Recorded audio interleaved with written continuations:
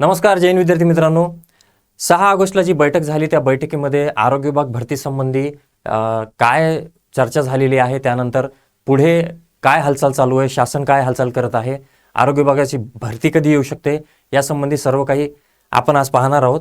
11 तारखेला एक बैठक आयोजित केलेली आहे। या बैठकीसंबंधी आपण सगळं काही पाहणार आहोत। प्रकाश आंबेडकरजी यांनी काही सूचनाही दिलेल्या आहेत, त्या सर्व आजच्या व्हिडिओमध्ये आपण पाहणार आहोत। चला मग आजच्या व्हिडिओकडे जाऊया। आपल्या बैठकीमध्ये काय सांगितलेलं आहे काय नाही ते पाहण्या अगोदर आरोग्य दूत आपली ही बॅच लॉन्च केलेली आहे। एवढं सांगायचं होतं की 15 तारखेला बॅच लॉन्च होते, कन्सिडर करत असाल तर करा। जाऊया आजच्या महत्त्वाच्या मुद्द्याकडे की बैठकीमध्ये काय झालं। आता ही दिनांक किती 8 तारखेचा आहे, पहा दिसत असेल तुम्हा सर्वांना 8 तारीख ही आहे 8 तारीख 8/8/26।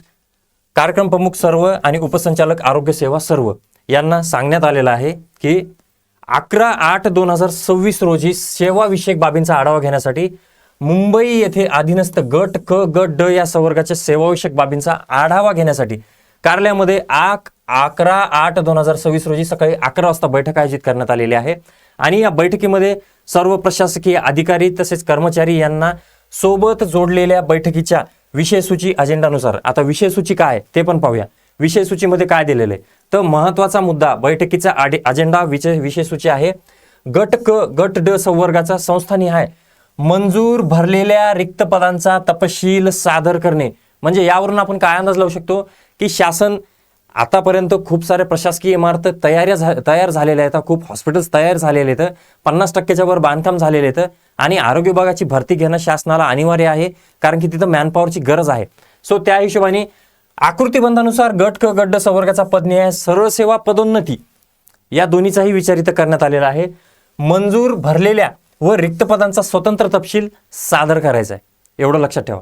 म्हणजे शासन हालचाल करत आहे। आपण जाहिरात कधी येणार मग याच्याने जसा तलाठीचा धप्पा भेटला सर्वांना, सेम तुम्हाला आरोग्य भरतीचाही धप्पा भेटणार आहे। शासन कधी जाहिरात काढेल काही सांगता येत नाही।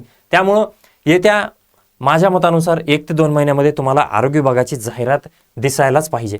तर नवीन निर्माण झालेल्या इथं बांधकामाचाही नवीन निर्माण झालेल्या बांधकामाची सद्यस्थिती त्यासंबंधी बोलण्यात आलेलं आहे। प्रशासकीय बदली झालेले एकूण कर्मचाऱ्यांची संख्या, पैकी कार्यमुक्त केलेल्या कर्मचाऱ्यांची संख्या तसेच रुजू झालेल्या कर्मचाऱ्यांची संख्या सादर करावी। म्हणजे काय, मॅनपॉवर किती कमी आहे हे शासनाला एकूणच लक्षात येईल आणि त्यानुसार विनंती बदल्यासंबंधीचाही आढावा इथं। त्यासोबत आणखी एक आहे, आजच्या लोकमतला आलेला आहे की आदरणीय प्रकाश आंबेडकरजी आपले आरोग्यमंत्री यांनी आपला महत्त्वाचा मुद्दा इथं त्यांनी सांगितलेला आहे की गट क आणि गट ड संवर्गातील नवीन पदभरतीची सद्यस्थिती तसेच विविध संवर्गातील रिक्त पदांच्या बैठकीत आढावा घेण्यात आल्या, ज्यामुळे ज्या ठिकाणी मनुष्यबळाची कमतरता आहे, हे पाहिजे मनुष्यबळाची कमतरता आहे तिथं आवश्यक मनुष्यबळ उपलब्ध करून देण्यासाठी तातडीने कार्यवाही करावी, विलंब न करता पूर्ण कराव्यात सूचना। हे सगळं काय आपल्याला सांगण्यात आलेलं आहे। मग यावरून आपल्याला एक गोष्ट लक्षात येते की शासन हालचाल करत आहे आणि आपणही हालचाल करणं गरजेचं आहे। वेळ न घालवता आपल्यालाही अभ्यासाची तयारी सुरू करणं गरजेचं आहे। त्यामुळे विद्यार्थी मित्रांनो, मी आरोग्य भरतीमध्येच आरोग्य डिपार्टमेंटमध्येच कार्यरत असून जिल्हा रुग्णालय छत्रपती संभाजीनगर येथे कार्यरत आहे। त्यामुळं आरोग्य दूत या बॅचमध्ये आतापर्यंत माझा जो अनुभव आहे, आपल्याला काय करायचे काय वाचायचे फापट पसारा न करता कमी वेळेमध्ये जास्तीत जास्त अभ्यास कसा करायचा हे तुम्ही माझ्यासोबत शिकणार आहात।